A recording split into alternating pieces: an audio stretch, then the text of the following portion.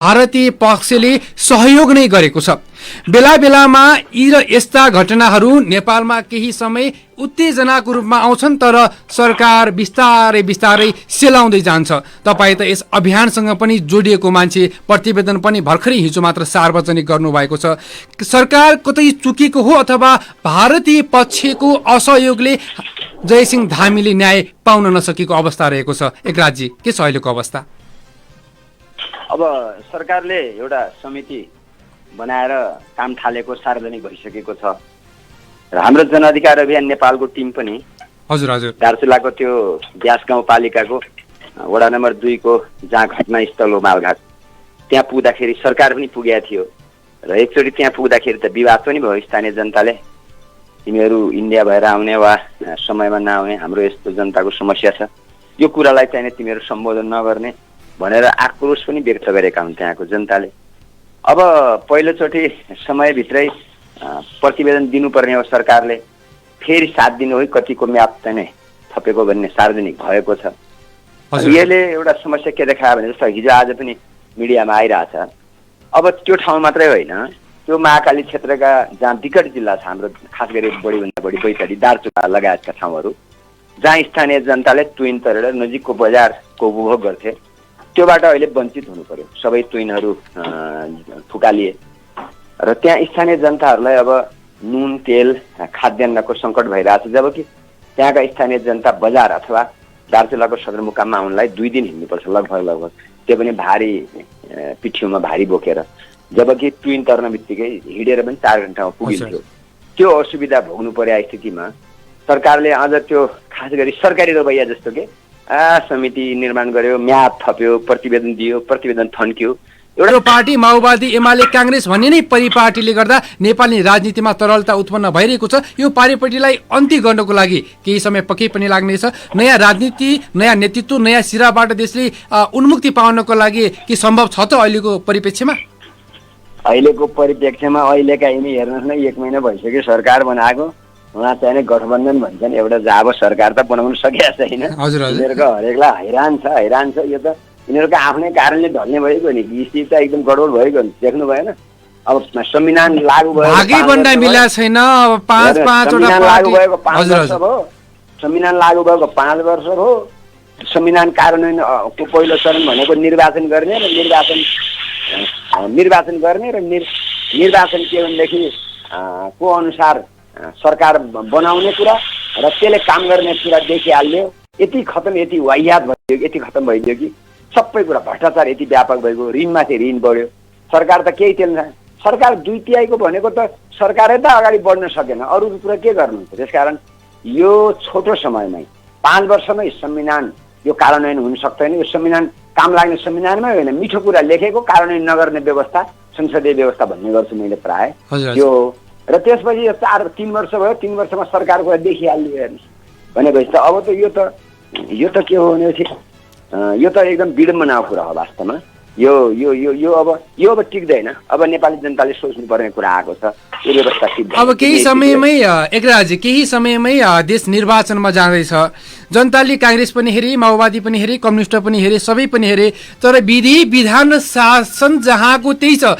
जनताले चाहिँ परिवर्तनको महसुस चाहिँ गर्न पाएका छैनन्। एउटा मात्रै परिवर्तन नेपालमा भएको छ कि व्यक्तिहरू स्वतन्त्र रूपले बोल्न पाउँछन्। त्यो बाहेक अलिकति पर हटेर नेपालमा त्यस्तो विकास निर्माणका काम सँगसँगै तपाईँले भने जस्तै सरकारले आफ्नै मन्त्रीमण्डललाई विस्तार गर्न नसक्दा जनताको लागि सोच्ने समय कहाँ पाउला भन्दै गर्दा यसको विकल्पमा के राख्न सक्छौँ त हामीले भण्डारीजी? तपाईँले भने जस्तै स्वतन्त्र भएको छ नि, व्यक्तिले जे पनि बोल्न पाउँछन् भन्ने कुरा गलत हो। बोल्न पाउँदो रहेछन्, कुन बेलासम्म पाउँदो रहेछन् भने यो राज्य सत्तालाई फरक नपर्ने किसिमका कुरा बोल्न पाइयो, कसैलाई मन्त्रीलाई गाली गर्न पाइयो, सारा गर्न पाइयो, कसैलाई मन लागि छाडा गर्न पाइयो, सबै गर्न पाइयो। तर संसदीय व्यवस्था नेपालमा ठिक छैन, यसको विकल्प चाहिन्छ भन्ने कुरा र हजुर धन्यवाद। सर्वप्रथम त अहिले न त सरकारले राम्रोसँग त्यहाँ गएर छानबिन गर्न सकेको छ, न त भारतीय पक्षले सहयोग नै गरेको छ। बेला बेलामा यी र यस्ता घटनाहरू नेपालमा केही समय उत्तेजनाको रूपमा आउँछन्, तर सरकार बिस्तारै बिस्तारै सेलाउँदै जान्छ। तपाईँ त यस अभियानसँग पनि जोडिएको मान्छे, प्रतिवेदन पनि भर्खरै हिजो मात्र सार्वजनिक गर्नुभएको छ। सरकार कतै चुकेको हो अथवा भारतीय पक्षको असहयोगले जयसिंह धामीले न्याय पाउन नसकेको अवस्था रहेको छ? एकराजी, के छ अहिलेको अवस्था? अब सरकारले एउटा समिति बनाएर काम थालेको सार्वजनिक भइसकेको छ र हाम्रो जनअधिकार अभियान नेपालको टिम पनि हजुर हजुर दार्चुलाको त्यो ब्यास गाउँपालिकाको वडा नम्बर 2 को जहाँ घटनास्थल हो मालघाट, त्यहाँ पुग्दाखेरि सरकार पनि पुगेको थियो र एकचोटि त्यहाँ पुग्दाखेरि त विवाद पनि भयो। स्थानीय जनताले तिमीहरू इन्डिया भएर आउने वा समयमा नआउने, हाम्रो यस्तो जनताको समस्या छ, यो कुरालाई चाहिँ तिमीहरू सम्बोधन नगर्ने भनेर आक्रोश पनि व्यक्त गरेका हुन् त्यहाँको जनताले। अब पहिलोचोटि समयभित्रै प्रतिवेदन दिनुपर्ने हो सरकारले, फेरि 7 दिन हो कतिको म्याद चाहिँ थपेको भन्ने सार्वजनिक भएको छ।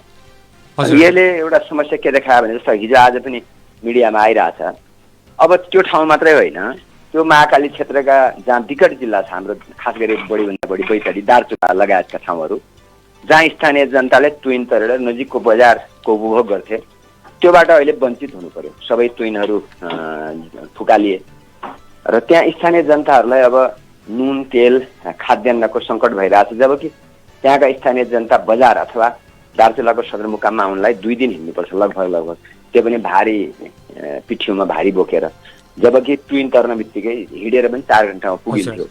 त्यो असुविधा भोग्नु पर्या स्थितिमा सरकारले अझ त्यो खास गरी सरकारी रवैया जस्तो के समिति निर्माण गर्यो, म्याद थप्यो, प्रतिवेदन दियो, प्रतिवेदन थन्क्यो।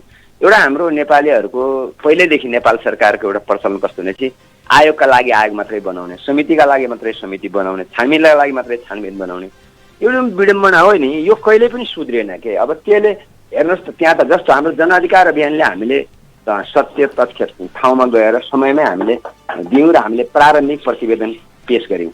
त्यसको अर्थ के थियो भने सरकारलाई दबाब थियो हाम्रो, किनभने हामी त डाइरेक्ट, हामी त नागरिक समाज हौ नि त, हाम्रो त संस्था जनअधिकार। मैले बिचैमा रोके तपाईँलाई, तपाईँको कुरालाई हामीले प्रसङ्गलाई कन्टिन्युटी गर्ने नै छौँ। अस्ति भर्खर तपाईँहरूले पत्रकार सम्मेलन गर्दा भारतीय ट्विन प्रकरण, भारतीय फौजी चाहिँ नेपाली माथिको दादागिरी गर्यो, नेपाल सरकार जनताप्रति जिम्मेवार बन्न सकेन, त्यसैले चाहिँ परिमाण निस्कन सकेन भन्ने कुरा तपाईँहरूले उठाउनु भएको थियो। के छ अहिले सरकारको तर्फबाट सरकारले जति गर्नुपर्थ्यो त्यति गर्न नसक्या हो, अथवा के कारणले यत्रो समय हुँदासम्म पनि न त लास भेटिएको छ न त कानुनी कारबाही नै अगाडि बढ्न सकेको छ? त्यही मैले त्यही कुरा गर्दै थिएँ, तपाईँले बिचमा रोक्नुभयो नि। भन्न खोजेको के हो भनेपछि सरकारको सबभन्दा ठुलो भूमिका नै सरकारको हो नि त, किनभने अर्को देशसँग यदि एउटा मान्छे, जो कोही मान्छेबाट मारिएको अथवा नेपालकै भूमि हुँदो अथवा एउटा सामान्य किसिमको स्थिति हुँदो, समाजमा अपराधहरू सामान्यतया भइरहन्छन्, ती अपराधलाई रोक्ने नियन्त्रण गर्ने सरकारको काम हो। अपराध भइसकेपछि त्यसलाई चाहिने उचित दण्ड दिलाउने, कानुनको दायरामा ल्याउने पनि सरकारको काम हो र उचित दण्ड दिलाउने अदालतको काम हो।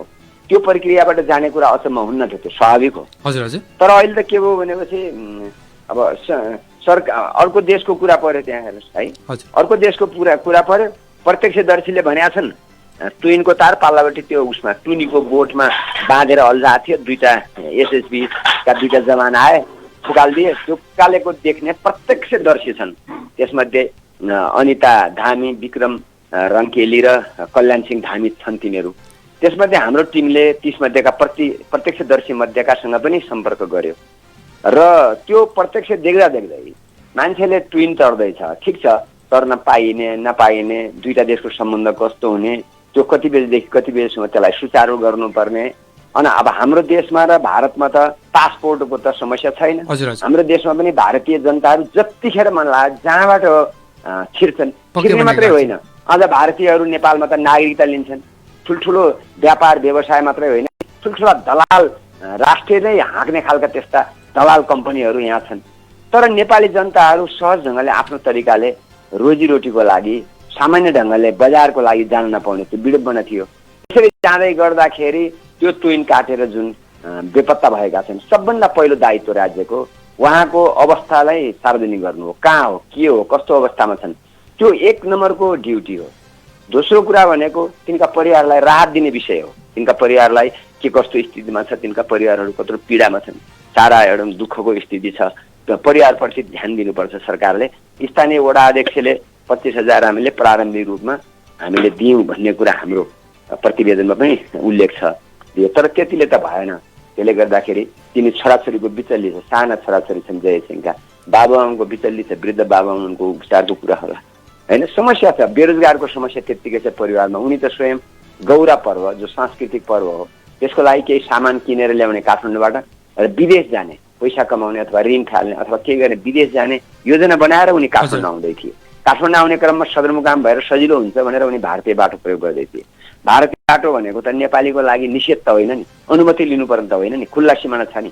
जसरी भारतीय नागरिक नेपालमा छिर्छन् त्यसरी नेपाली नागरिक भारतमा छिर्छन्, त्यो त आओ जाओ। त्यहाँ त फेरि इष्टमित्र, दाजुभाइ, बिहेबारी सबै सम्बन्ध चल्ने हो। तर यो भारतीय जुन एसएसबी हो उसको दादागिरी हो। त्यो मन लाग्यो बेला छिर्न दियो, मन लाग्यो बेला छिर्न यसमा चाहिँ हाम्रो हातै छैन भनेर भारतीय एसएसबीले कुरा आइरहेको छ भनेर बाहिर हामीले मिडियामा सुनिराखेका छौँ। के छ यसको सत्यता चाहिँ के होला एकराजी? त्यही त विडम्बना भयो नि भारत। त्यसैले गर्दाखेरि हाम्रो प्रतिवेदनमा पनि हामीले प्रत्यक्ष हाम्रो त्यो प्रतिवेदन आफ्नो मनगणन्य होइन नि, हामीले आफूले लेखेको होइन नि। स्थानीय जनता जो प्रत्यक्षदर्शी हुन् उनले भारतीय दादागिरी भयो हामीलाई सधैँ दुःख दिन्थे। यसचोटि त जयसिंह बेपत्ता पारिए। त्योभन्दा पहिला पनि हामीले किनमेल गर्दाखेरि कहिलेकाहीँ हाम्रा सामान फालिदिने, त्यो टुइन चाहिँ प्रयोग गर्न नदिने, लुकीछिपी गर्नुपर्ने, एसएसबी आएर भाग भाग भाग भन्नुपर्ने, त्यो विडम्बना किन भयो? यदि त्यो गर्न पाइन्छ भने निर्वाध रूपले गर्न पाउनु पर्यो। त्यसमा केही कानुन नियमहरू तर्जुमा केही आचार संहिताहरू बनाउनुपर्छ। दुईटा देशको दुईटा प्रशासनको भने त्यो पनि बनाउन सकियो। तर मान्छेलाई आतंकित गरेर कसैलाई जान दिने, कसैलाई जान नदिने त्यो किन गरिँदैछ? जबकि त्यही क्षेत्रको उत्तरतिर सिरानतिर चाहिने कालापानी, लिपुलेक, लिम्पियाधुरा सम्बन्धमा भारतले जमिन अतिक्रमण गरेर आफ्नो नक्सामा हालेको कुरा, ठुलो विवादको कुरा भइरहेछ। त्यो अहिले पनि त्यो त वास्तवमा एकदम अन्यायपूर्ण छ भन्ने कुरो उठिरहेछ। यही बिचमा नेपाली जनतालाई जो बिहेबारी आदि इत्यादि सम्बन्ध वारिपारी हुन्थ्यो, मन लाग्यो बेला जान्दिने, मन लाग्यो बेला नचिन्दिने, एसएसबी भनेको त भारतीय एउटा आधिकारिक सुरक्षा कर्मी हो नि। त्यो त बोर्डरको लागि राखेको, त्यसलाई मन लागि हुँदैन नि त्यस्तो गर्ने। त्यसले पनि त आफ्नो रुल आएन हो। भारतीय सरकारले यहाँबाट नेपाली नागरिक आउनै नदियो भनेपछि त त्यो त फरमान जारी गर्नु पर्यो नि, त्यो ब्लक गर्नु पर्यो, उसले राख्नु पर्यो त्यहाँ होइन। पासपोर्ट दुवै देशले त्यो आवत जावतको लागि पासपोर्ट प्रयोग गर्ने भने त्यो किसिमको हुनु पर्यो। वास्तवमा खुल्ला सिमानाको कारणले नेपाली जनताले ठुलो शास्ति भोग्नु परेछ भन्ने कुरा त धेरै पहिलादेखि नै आएको कुरा हो। हेर्नुहोस्, वर्क पर्मिटको कुरा उठेको थियो 45 सालमा तपाईँको राजा हुँदाखेरि पनि वर्क पर्मिटको कुरा उठेको थियो। जब नेपालले अब वर्क पर्मिट लागू गर्नुपर्छ नेपालमा भन्ने प्रश्न उठायो, त्यो कुरा ल्यायो। त्यसपछि नाकाबन्दी गर्यो भारतले, नाकाबन्दी जहिले पनि नेपालमाथि एउटा स्वतन्त्र र सार्वभौम सम्पन्न नेपाल राष्ट्रप्रति भारतीय दादागिरी छिमेकी हो नि। भारत त हाम्रो लागि छिमेकी हो। हाम्रा केही आधारभूत सांस्कृतिक कुराहरू मिल्छन् भारतसँग, व्यापारका कुरा छन्, छिमेकीका कुरा छन्, सबै सम्बन्ध छ नि उसँग। तर पनि भारतले आफू ठुलो देश भन्दैमा, ठुलो भूमि भन्दैमा नेपालप्रति जुन खालको हैकम जमाउन खोज्छ, जुन खालको दादागिरी गरिरहेछ त्यो वास्तवमा एकदम विरोधयोग्य छ, त्यो वास्तवमा भर्सनयोग्य छ, त्यो गलत गरिरहेछ। त्यस्तो गर्नु हुँदैन। तपाईहरु त स्थलगत गोलमा जत्रोसुकै होस्, चाहे सानो होस् चाहे ठुलो, स्वतन्त्र सार्वभौम सत्ता सम्पन्न आफैमा मुलुक हुन्छ। त्यसकारण अन्तर्राष्ट्रिय कानुनको पनि अत्यन्त छिमेकी राष्ट्रको आधारभूत सिद्धान्तका हिसाबले पनि सबै किसिमले असंलग्न परराष्ट्रनीतिका कुराहरू छन्।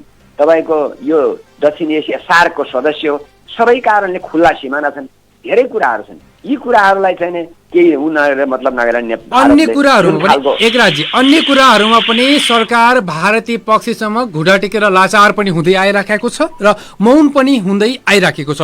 जयसिंह धामीको प्रकरणले अहिले त्यहाँ नै सम्पूर्ण त्यहाँका स्थानीय जनताहरूमा खाद्यान्न सङ्कटको पनि अभाव रहेको छ। सरकारले त्यतातिर पनि आफ्नो ध्यान पुर्याउन सकेको छैन। अहिले आएर त्यहाँका पीडितहरू पनि भएका छन्। जयसिंह धामीको परिवार मात्रै नभई त्यहाँका सम्पूर्ण परिवार पीडित भएर सरकारले खाद्यान्नको सङ्कटै पनि निम्त्यान्न पार्न सकेको छैन र सँगसँगै एउटा ओजिरो प्रतिवेदन पनि निकाल्न सकेको छैन। अलिकति निरही भएर बसेको छ। सरकारले चाहिँ यो गर्यो भनेपछि चाहिँ पक्कै पनि जयसिंह धामीले न्याय पाउँथे भन्ने हुन्छ नि, के लाग्छ तपाईँलाई? सरकारले तुरुन्त त्यो जुन सार्वजनिक जुन आयोग समिति बनाएको छ त्यो समितिले यथासम्भव यथाछिटो प्रतिवेदन दिनु पर्यो। त्यो प्रतिवेदन लागू गर्नु पर्यो। हामीले दिएका सुझावहरू पनि छन्। जस्तो हामीले दिएका सुझावहरू क्रमशः उसलाई हामीले दिइरहेछौँ। जस्तो भन्नुहोस् न, उहाँको जयसिंहको एफआइसी पत्ता लगाउने कुरा भयो, परिवारलाई राहत दिने लगायतका परिवारप्रतिको जिम्मेवारी राज्यले वहन गर्ने कुरा हो, अथवा अपराधी छन् भने कूटनीतिक पहल गरेर ती अपराधी दुईजनालाई ल्याएर कानुनको कटघरामा दायरामा ल्याउने कुरा हो। जबकि सरकारले यो गर्न सक्छ त एकराजी, तपाईँलाई के लाग्छ? सरकारले भारतीय एसएफसीसँग गएर नेपाली एउटा व्यक्ति जयसिंह धामी नेपाली नागरिकका लागि त्यतिसम्म गर्ने हिम्मत होला त हाम्रो सरकारमा? के लाग्छ तपाईँलाई? त्यो त ठुलो गम्भीर विषय हो। तपाईँको एउटा नागरिकका लागि भारतले भन्ने हुन्छ? नागरिक राष्ट्रको लागि के हुन्छ? नागरिक भन्दा ठुलो कुरो के हुन्छ? सरकार त निरै बनेर बसिरहेको छ, सरकारका लागि त एउटै व्यक्ति छ। तपाईँले प्रश्न गर्नुभयो नि त, अब के गर्नु पर्ला भनेर। त्यो के गर्नु पर्लाको जवाफ मैले दिएको हो। अब छिटोभन्दा छिटो प्रतिवेदन लागू गर्नु पर्यो। त्यो जुन प्रतिवेदन छ त्यो प्रतिवेदन पेश गर्नु पर्यो। प्रतिवेदन पेश गरिसकेपछि लागू गर्नु पर्यो त्यसका कुरा। र त्यो छिटोभन्दा छिटो जयसिंहको स्थिति पत्ता लगाएर परिवारलाई जानकारी दिनु पर्यो, उनको परिवारको राहत दिने काम गर्नु पर्यो। अपराधीलाई त्यो पत्ता लगाउने काम त कसरी हुन्छ भने नेपाल र भारतका बिचमा पनि सन्धि छ नि। नेपालमा कुनै भारतीय मान्छे अपराध गरेर आयो भने सपुर्दै गर्न सकिन्छ, अथवा पारस्परिक कानुनी सहायता सम्बन्धी कानुन पनि हामीले पास गरेका छौँ भने भारतमा त्यो त भारतले गर्नु पर्यो नि त। अपराध मान्छे मारेको, मान्छे बेपत्ता पारेको अपराध त भारतमा पनि हुन्छ नि, नेपाल मात्रै होइन नि। भारतको लागि पनि अपराधजन्य कार्य हो नि। भारतले कुनै अपराधजन्य कार्य गरेकोमा कि त शत्रु राष्ट्र भने आउनु पर्यो, भारत र नेपाल शत्रु राष्ट्र हुन् भने आउनु पर्यो। शत्रु राष्ट्रमा युद्धको घोषणा गरे आउनु पर्यो। युद्धको घोषणा गरेको भएपछि त्यस्तो अवस्थामा मारिन्छ भने त्यो त उसले बहादुरी गरेको कुरा हुन्छ। होइन, हामी त मित्र राष्ट्र हौँ। भारत र हामी मित्र राष्ट्र हौँ, छिमेकी राष्ट्र हौँ। छिमेकी राष्ट्रमा हामीले पारस्परिक सम्झौता गरेका छौँ। दक्षिण एसिया राष्ट्रका हामी सदस्य पनि हौँ, असंलग्न राष्ट्रका हामी सदस्य पनि हौँ। हामी समान धारणा राख्ने एउटा स्वतन्त्र सार्वभौम सत्ता सम्पन्न दुवै देश हो भनेपछि त्यो देशमा पनि त यो कुरा अपराध हो नि। जब त्यो देशमा पनि यो कुरा अपराध हो भने त्यो देशले कूटनीतिक सम्बन्ध गरेर नेपालले त्यो देशलाई ती दुईटा जसले अपराध गरेका छन् तिनलाई कानुनी कठघरामा ल्याएर नेपालमा बुझाइदिने, नेपाल कानुनले के हुन्छ त्यो गर्ने कुरा त उसले खुल्ला गरिदिनुपर्छ। त्यो गर्नै पर्छ भारत। त्यो नगरेर हुन्छ? त्यसो तब न दुईटा देश भन्ने भयो, नत्र सानो ठुलो दादागिरी जसले जे गरे नि भइहाल्ने। यसकारण के भनेपछि अब राज्यले तुरुन्त ढिला नगरिकन सरकारले यो प्रतिवेदन 7 दिन बढी थप्ने होइन कि छिटो प्रतिवेदन तयार गरेर त्यसको कार्यान्वयनतिर लागोस्। यो वास्तवमा प्रतिवेदनको लागि प्रतिवेदन, आयोगको लागि आयोग, यस्ता कुराहरू हुँदैन। त्यसले गर्दाखेरि त्यो मात्रै भएन, अहिले त फेरि अर्को पनि भयो, स्थानीय अप्ठ्यारो पर्यो। छिटोभन्दा छिटो त्यो रेगुलेट गर्नु परेन? त्यहाँको बाटोघाटो समस्या हेर्नुहोस् त कस्तो समस्या छ। त्यहाँबाट दार्चुला सदरमुकाम आउन 2 दिन हिँड्नुपर्छ, जबकि ट्विन तर्ने हो भने 2-4 घन्टा छ। ठिक छ, इन्डिया नचलेर नेपालले त बनाउनु पर्यो नि त। हेर्नुहोस् कति वर्ष पहिला त्यहाँ पुल बनाउने कुरा बजेट गएको थियो, बजेट नेताले खाइदिए। हेर्नुहोस् स्थानीय नेताहरूले बजेट खाइदिए, त्यही बजेटको पैसा प्रयोग गरे, चुनावमा खर्च गरे, चुनाव जितेर आए। परिपाटी त यस्तो न छ हाम्रो देशको, विडम्बना यस्तो न छ। त्यसो भएर त यो व्यवस्थाप्रति मान्छेको वितृष्णा फैलियो। त्यसो भएर त यो संसदीय व्यवस्था काम लाग्दैन। अब हामीलाई चाहिने के भनेदेखि नयाँ जनताको पक्षमा लाग्ने कुनै एउटा त्यस्तो समाजवादी जसलाई चाहिँ जनताले मानुन्, जनताको पक्षमा होस्, जो वैज्ञानिक ढङ्गको होस्, त्यस्तो किसिमको कुराको प्रश्न उठिरहेको छ। यही कुरा त हो नि, त्यही हरेक कुरामा जोडिन्छ नि त्यो त। खाने बस्ने नागरिकका दैनिकका कुरा, अधिकारका कुरा, अन्तर्राष्ट्रिय सम्बन्धका कुरा, सबै कुरासँग सम्बन्ध राख्ने विषय हो नि राज्य सत्ता भन्ने कुरा, राज्य व्यवस्था भन्ने कुरा। त्यसकारण के भनेपछि त्यहाँ त्यो विकासको बजेट हेर्नुहोस् त उहिले लग्या। त्यहाँ झोलुङ्गे पुल अथवा अरू पुल बनाइदिएको भए त्यसलाई चाहिँ सिमानामा दुईटा देशले बसेर रेगुलेट गर्दै भए पारीका देशका मान्छेलाई, वारीका देशका मान्छेलाई, छिमेकी त्यहाँ होइन आपसमा छन्, बिहेबारी चलाएको छ, सबै सुविधा हुन्थ्यो। त्यो त एकदमै के भयो भने ठुला देशले त्यहाँकोले जे गर्यो त्यही हुने। ठुला देशका मान्छे त्यो भारतीय दादागिरीका मान्छे चाहिँ जतिखेर पायो त्यतिखेर नेपालमा आउन सक्ने। तर नेपाली छोराछोरी, नेपाली मान्छेहरू चाहिँ त्यहाँ जाँदाखेरि यस्तो विडम्बना भोग्नु पर्ने, त्यहाँ बसेर हेर्नुपर्ने कि कतिखेर एसएसबी आयो भनेर भाग्ने। नत्र चाहिँ अब हेर्नुहोस् गौरा पर्व आइरहेको छ, त्यहाँको लागि एकदमै अत्यन्त सांस्कृतिक महत्त्वको मानिन्छ त्यो क्षेत्रमा। मान्छेलाई त्योबाट अब समस्या छ, हेर्नुहोस् किनमेल गर्ने, यताउता गर्ने, त्यो पनि समस्या छ। नुन तेलको यहाँ पर्वका कुरा छोड्नुहोस्, यहाँ त बिहान बेलुका के खाउँ भन्ने समस्या भइसक्यो, नुन तेलकै समस्या भइसक्यो, खाद्यान्नकै समस्या भइसक्यो। त्यहाँको जनताको बारेमा केही सोच्नु पर्दैन। यसकारण वास्तवमा यो गम्भीर विषय हो। सरकार चुक्यो र चुकी पनि रहेको छ। तपाईँले सँगसँगै यहाँनिर जोड्नु भएको छ अहिलेको यो परिवर्तन, सत्ता परिवर्तन, यी राजनीतिक दलहरूबाट अलिकति हामीले केही पाउन नसक्ने आशा छ, हामी नयाँ सिराबाट जानुपर्छ भन्दै गर्दा नेपाली राजनीतिमा र नेपालकै समग्र परिपाटीलाई, परिप्रेक्ष्यलाई हेर्ने हो भनेपछि भण्डारीजी, नेपालमा 10% भन्दा अझै पनि कम सङ्ख्यामा चाहिँ स्वतन्त्र नागरिकहरू रहेका छन् जो चाहिँ नागरिकता पाइसकेका छन्। अघि पछि जे जस्तो कुरा भए पनि निर्वाचनको बेलामा यो मेरो पार्टी, माओवादी, एमाले, काङ्ग्रेस भन्ने नै परिपाटीले गर्दा नेपाली राजनीतिमा तरलता उत्पन्न भइरहेको छ। यो पारिपाटीलाई अन्त्य गर्नको लागि केही समय पक्कै पनि लाग्नेछ। नयाँ राजनीति, नयाँ नेतृत्व, नयाँ सिराबाट देशले उन्मुक्ति पाउनको लागि के सम्भव छ त अहिलेको परिप्रेक्ष्यमा? अहिलेको परिप्रेक्ष्यमा अहिलेका यिनी हेर्नुहोस् न, 1 महिना भइसक्यो सरकार बनाएको, उहाँ चाहिँ गठबन्धन भन्छन्, एउटा जाब सरकार त बनाउन सकेका छैन। यिनीहरूको हरेकलाई हैरान छ। यो त यिनीहरूको आफ्नै कारणले ढल्ने भएको नि, स्थिति त एकदम गडबड भएको नि, देख्नु भएन? अब संविधान लागू भयो, संविधान लागू भएको 5 वर्ष हो। संविधान कार्यान्वयनको पहिलो चरण भनेको निर्वाचन गर्ने र निर्वाचन के भनेदेखि को अनुसार सरकार बनाउने कुरा र त्यसले काम गर्ने कुरा देखिहाल्यो। यति खतम, यति वाहियात भइदियो, यति खतम भइदियो कि सबै कुरा भ्रष्टाचार यति व्यापक भएको, ऋणमाथि ऋण बढ्यो। सरकार त केही त्यसले सरकार 2/3 भनेको त सरकारै त अगाडि बढ्न सकेन, अरू कुरा के गर्नुहुन्छ? त्यसकारण यो छोटो समयमै 5 वर्षमै संविधान यो कार्यान्वयन हुन सक्दैन। यो संविधान काम लाग्ने संविधानमै होइन, मिठो कुरा लेखेको कार्यान्वयन नगर्ने व्यवस्था, संसदीय व्यवस्था भन्ने गर्छु मैले प्राय यो। र त्यसपछि 3 वर्ष भयो, 3 वर्षमा सरकारको देखिहाल्यो हेर्नुहोस् भनेपछि त अब त यो त के हो भनेपछि यो त एकदम विडम्बनाको कुरा हो वास्तवमा। यो अब टिक्दैन। अब नेपाली जनताले सोच्नु पर्ने कुरा आएको छ, यो व्यवस्था टिक्दैन। अब केही समयमै देश निर्वाचनमा जाँदैछ। जनताले काङ्ग्रेस पनि हेरे, माओवादी पनि हेरे, कम्युनिस्ट पनि हेरे, सबै पनि हेरे, तर विधि विधान शासन जहाँको त्यही छ। जनताले चाहिँ परिवर्तनको महसुस चाहिँ गर्न पाएका छैनन्। एउटा मात्रै परिवर्तन नेपालमा भएको छ कि व्यक्तिहरू स्वतन्त्र रूपले बोल्न पाउँछन्। त्यो बाहेक अलिकति पर हटेर नेपालमा त्यस्तो विकास निर्माणका काम सँगसँगै तपाईँले भने जस्तै सरकारले आफ्नै मन्त्रीमण्डललाई विस्तार गर्न नसक्दा जनताको लागि सोच्ने समय कहाँ पाउला भन्दै गर्दा यसको विकल्पमा के राख्न सक्छौँ त हामीले भण्डारीजी? तपाईँले भने जस्तै स्वतन्त्र भाषण व्यक्तिले जे पनि बोल्न पाउँछन् भन्ने कुरा गलत हो। बोल्न पाउँदो रहेछन्, कुन बेलासम्म पाउँदो रहेछन् भने यो राज्य सत्तालाई फरक नपर्ने किसिमका कुरा बोल्न पाइयो, कसैलाई मन्त्रीलाई गाली गर्न पाइयो, सारा गर्न पाइयो, कसैलाई मन लागि छाडा गर्न पाइयो, सबै गर्न पाइयो। तर संसदीय व्यवस्था नेपालमा ठिक छैन, यसको विकल्प चाहिन्छ भन्ने कुरा र संसदीय व्यवस्थामा भएका भ्रष्टाचारीहरूको नाम बाहिर ल्याउँदाखेरि र तिनलाई जनताले कारवाही गर्नुपर्छ भन्दाखेरि त असह्य हुँदो रहेछ।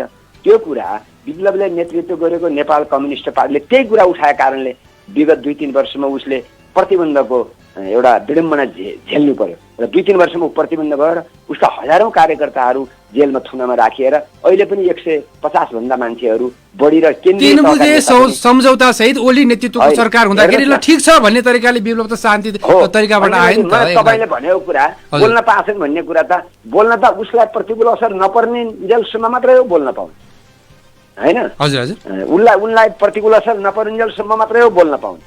यसकारण के भनेपछि बोल्न पाइँदैन, सिस्टममा अप्ठ्यारो। जस्तो जनयुद्ध कालमा राजा बाहेक अरू त बोल्न पाइन्थ्यो नि, हो राजा बोल्नु पाइन्न थियो। अहिले संसदीय व्यवस्था विकल्पमा वैज्ञानिक समाजवाद ल्याउँछु भन्ने मान्छेले पनि त बोल्न पाइराखेको स्थिति थिएन नि त। अब अहिले एउटा राजनीतिक फेरि एउटा वार्ता छलफल भएर गरेका छ, सरकारले गरेका वार्ता पनि कार्यान्वयन नभएको स्थिति पनि आछ। सरकार गम्भीर भएर तपाईँले भने जस्तै बोल्न पाउनुपर्छ भन्ने मेरो मान्यता हो। नेपालमा वैज्ञानिक समाजवाद चाहिन्छ कि होइन, अथवा अहिलेको दलालहरूले चलाएको यो संसदीय व्यवस्था चाहिन्छ भन्ने कुरा जनताले छिनोफानो गर्न पाउनुपर्छ। स्वतन्त्र नागरिक यदि हो भने, यदि लोकतान्त्रिक पद्धति हो भनेर मान्ने हो भने त जनतालाई त्यो अधिकार दिनु पर्यो र त्यो छिनोफानो शान्तिपूर्ण तरिकाले होस् भन्नेतिर लाग्नु पर्यो। होइन भने मलाई असर पर्ने गरेर अरू केही नगर, तर मलाई असर नपर्ने गरेर जे पनि गरेर असर पर्ने किसिमको कुरा बोल्न पाइन्न भन्ने कुरा त्यो पनि कहीँ हुन्छ। त्यो त हिटलर शैली भयो। किनभने यो अन्त्यमा भण्डारीजी अन्त्यमा यो परिपाटीको अन्त्यका लागि तपाईँले भने जस्तै हामी बोल्नलाई स्वतन्त्रता छैनौँ, तर बोले पनि हाम्रो कुराको सुनवाई हुँदैन, वैज्ञानिक समाजवादको धरातलमा हामी उभिएका छौँ, जनतासम्म जान्छौँ भन्दै गर्दा तपाईँ ठिक छ, जनतालाई गएर सुसूचित गरेर यसको नेतृत्व र सबल सक्षम सरकारका लागि छोटकरीमा के गर्दाखेरि एउटा नेपालको बाटो यही गन्तव्यसम्म पुग्ने र नेपाली जनताहरूले पनि सक्षम सरकार नेतृत्वको स्वाद चाख्न पाउने परिपाटी कहिले आउला र के गर्नु पर्ला त नेपालमा? नेपाली जनताले, किसानले, मजदुरले, सबै तह र तबकाकाले, बुद्धिजीवीले, पत्रकारले अथवा सबैले अहिले नेपालको एउटा अब सही बाटो के हुन सक्छ भन्नेतिर दिमाग घोत्लिएर सोच्नुपर्ने परिस्थिति आइसकेको छ। यसलाई ढिला गर्नु हुँदैन, किनभने 5 वर्षको बेलामा नै हामीले संविधान सभा मार्फत जस्तो खालको संविधान नेपालमा बनाउने भन्ने हाम्रो सोच थियो, त्यो वास्तवमा अघि नै पनि भारतीय दादागिरी भन्यौँ, त्यसको हस्तक्षेपका कारणले बनेको संविधान अथवा साम्राज्यवादीहरूको हस्तक्षेपका कारणले बनेका संविधानको कारण त्यो संविधान जनताले चाहेको जस्तो भएन, जनयुद्धले चाहेको जस्तो भएन, जनआन्दोलनले चाहेको जस्तो भएन।